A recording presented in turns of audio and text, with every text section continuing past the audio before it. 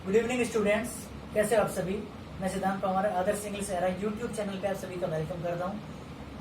आज का अपन सेशन शुरू करें इससे पहले मैं आपको बता दूं कि हमारे जो टॉपिक का नाम है वो है स्पेलिंग, और इसको हम स्पेलिंग टेस्ट भी बोल देते हैं क्योंकि कई बार हमको इस सारे के सारे वर्ड में से कोई ना कोई एक वर्ड यानी कि एक पेयर, कोई भी एक पेयर आप यहाँ से लेकर के यहाँ तक जो पेयर है इनमें से आपको कहीं ना कहीं पर दो वर्ड एक साथ लिखे हुए मिले होंगे, और आपको जब उनका हिंदी अर्थ नहीं पता होता है तो आप क्या करते हो, तुरंत फोन निकालते हो। किस लिए? गूगल करने के लिए। गूगल क्यों करते हो आप? ताकि आपको दिए गए सेंटेंस में अगर ये वाले वर्ड यूज किए हुए हैं तो आप उनका हिंदी अर्थ समझ सको।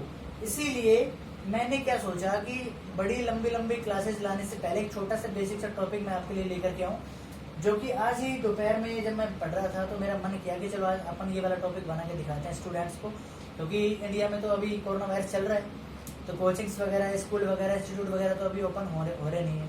ठीक है, चलिए शुरू करते हैं। देखिए, पहला जो वर्ड लिखा है फ्रूट है, उसके बाद में फ्रूट्स है। दोनों में डिफरेंस क्या है कि जब अपन कभी मार्केट जाते हैं, मार्केट से मैंगो, ग्रेप्स, बनाना वगैरह जो लेकर के आते हैं तो उनको अपन इंग्लिश में क्या बोलते हैं? फ्रूट। और अपन ने अगर मान लो कोई दूसरा काम किया है, क्या कौन सा काम? कोई पढ़ाई की होगी, कोई सर्विस की होगी, किसी के पास में अपन कोई काम करके आए होंगे, अपन ने कोई सर्विस यानी कि सेवा प्रदान की होगी, तो उसके बदले में हमारे को रिजल्ट के रूप में जो पैसे मिलेंगे तो हमारे क्या कहलाएगा? वो फ्रूट्स। फॉर एग्जाम्पल मान लो एक खेत था, खेत में कुछ बच्चों ने मिलकर के गड्ढा खोदा, ठीक है, खेती की होगी, कुछ मेहनत की होगी, कुछ एफर्ट्स डाले होंगे, कुछ प्रयास किए होंगे, उसके करने के बाद में, काम करने के बाद में जो रिजल्ट मिलेगा, जो परिणाम मिलेगा वो बड़ा हैप्पीनेस देने वाला होगा, बड़ा खुशी देने वाला वो क्या होगा? टाइम होगा। तो इसीलिए जो रिजल्ट है इसको अपन क्या बोलते हैं? फ्रूट्स बोलते हैं। ठीक है, नेक्स्ट वन, पेन और पेन्स। देखो, अभी मैंने आपको बताया कि खेत में काम कर रहे थे बच्चे बहुत सारे, तो बहुत सारा मेहनत करना पड़ गया उनको, बहुत सारा हार्डवर्क करना पड़ गया। तो उस हार्डवर्क को करने के लिए उसने बहुत सारे एफर्ट्स लगाए होंगे, बहुत सारा दर्द सहा होगा। तो जो दर्द सहा होगा, हाथ पैरों में भी दर्द हुआ होगा, मान लो उनको ये भी लगा हुआ होगा कि अब काम को छोड़ देते हैं, बीच में बहुत थकान हो गई है, डिहाइड्रेशन का लग रहा है, भाई प्यास लग रही है, तो दर्द हो रहा होगा बहुत ज्यादा। लेकिन उस दर्द के साथ में जो उन्होंने प्रयास लगातार किया, तो उस लगातार जो प्रयास किया था उसको हम क्या बोलते हैं? पेन्स। और जो एफर्ट डाले, तो एफर्ट के बाद में उनको दर्द भी महसूस हुआ होगा, तो उस दर्द को हम क्या बोलते हैं? पेन बोलते हैं। ठीक है स्टूडेंट्स, क्या बोलते हैं? पेन बोलते हैं। अगला है एयर और एयर्स।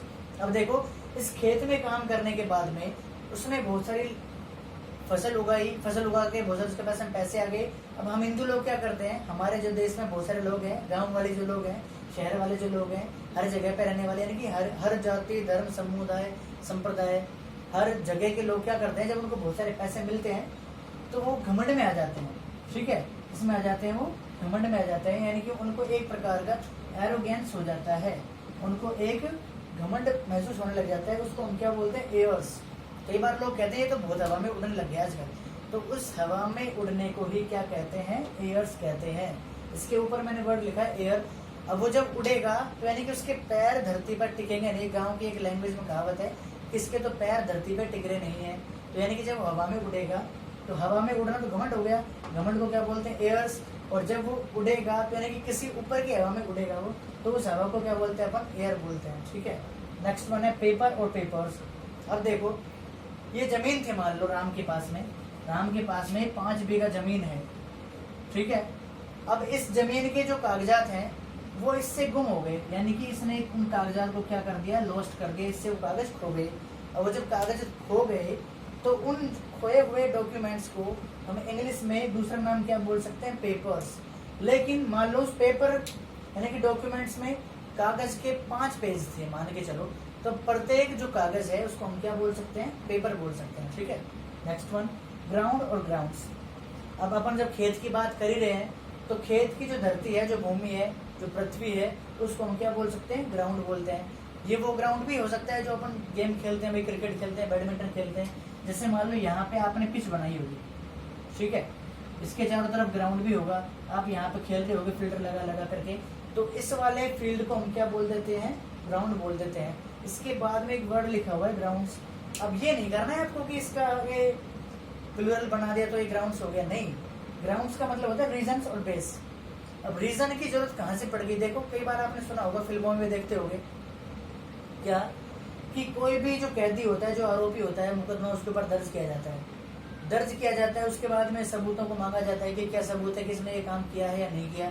तो उन सबूतों के आधार पर उसको सजा सुनाई जाती है, या तो उसको बरी किया जाता है, सबूत नहीं मिलते हैं, तो उसको सजा सुनाई जाती है। तो सजा सुनाने से पहले कुछ बेस देखे जाते हैं, कुछ रीजंस होते हैं, कुछ ग्राउंड्स होते हैं जिनके आधार पर उसको सजा सुनाई जाती है। ठीक है, आगे देखो, रेस्पेक्ट और रेस्पेक्ट्स। अब हमारे गांव में क्या होता है कि मान लो कोई बच्चा बाहर पढ़ने गया 2-3 महीने बाद में, यानी कि होली दिवाली पर अगर वो घर पे आता है तो आते ही सबसे पहले वो सम्मान करता है। किसका? अपने बड़े बुजुर्गों का वो सम्मान करता है, आकर के उनके धोख खाता है। उसके पास में एक बैग होता है, धोख खाता है आकर के। अब धोख खा रहा है, मान लो चरण स्पर्श कर रहा है, उनके पैरों को टच कर रहा है, फीट को टच कर रहा है, तो वो उनको क्या कर रहा है? वो रेस्पेक्ट दे रहा है। ठीक है, और इस रेस्पेक्ट को और भी सम्मानित रूप से कब माना जाएगा जब वो बच्चा पढ़ने जाता है और वहाँ पे शहर में रहते हुए उसने दिन रात पढ़ाई की, नौकरी लग गया। नौकरी लगने के बाद में लोग उसकी प्रशंसा करने लग जाते हैं, प्रशंसा करेंगे, उसका अपलोड करेंगे, उसकी तारीफ करेंगे। तो जो तारीफ की जाती है उसे हम क्या बोलते हैं? कॉम्प्लीमेंट। और कॉम्प्लीमेंट को ही अपन क्या बोल सकते हैं? रिस्पेक्ट्स बोल सकते हैं बच्चों। ठीक है, is my point clear? Okay, next देखिए, अल्फाबेट और अल्फाबेट्स। अब देखिए, हिंदी और इंग्लिश के जो लेटर होते हैं, अक्षर होते हैं, जैसे मान लो मैंने यहाँ पे लिख दिया ए, या मैंने एक्स लिख दिया, या क्या लिख दिया, या क्या लिख दिया। अभी जो सारे अकेले अकेले मैंने लिखे हैं, ये सारे के सारे क्या होते हैं? अल्फाबेट होते हैं। ये क्या कहलाते हैं? सारे लेटर कहलाते हैं। ठीक है, अब देखो, लैंग्वेज क्या होती है? Alphabets. For example, across the world, यानी कि पूरे वर्ल्ड में बहुत सारी लैंग्वेजेस बोली जाती है। आपने देखा होगा, हिंदी बोली जाती है, उर्दू भी बोलते हैं लोग, तेलुगु बोलते हैं, गुजराती लैंग्वेज बोलते हैं, कोई इंग्लिश बोलता है।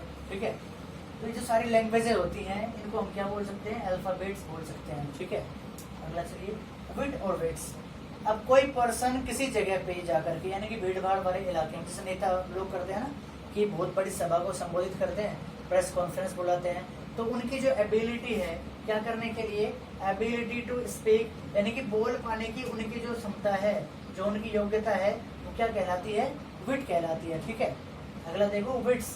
अब जो लोग बोल पाते हैं, जिनकी संभावनाएं होती हैं, जो बोल सकते हैं, एबल होते हैं, बोलने में सक्षम होते हैं, उनको ही क्या बोला जाता है? इंटेलिजेंट बोला जाता है। और इंटेलिजेंट लोगों में क्या होती है?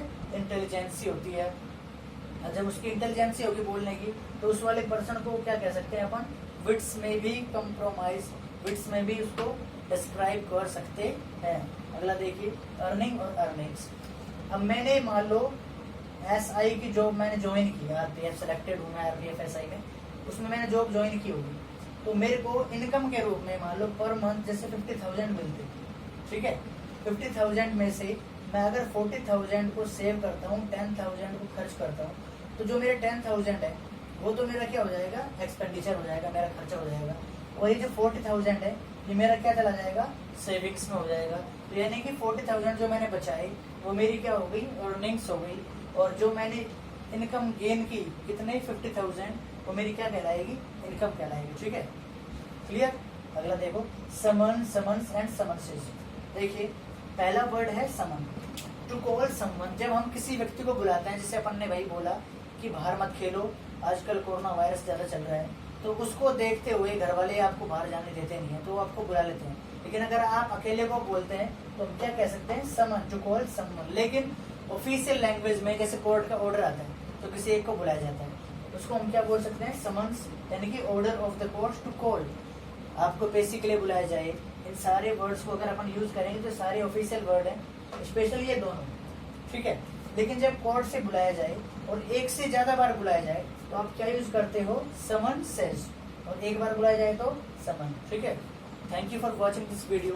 क्लियर? ओके।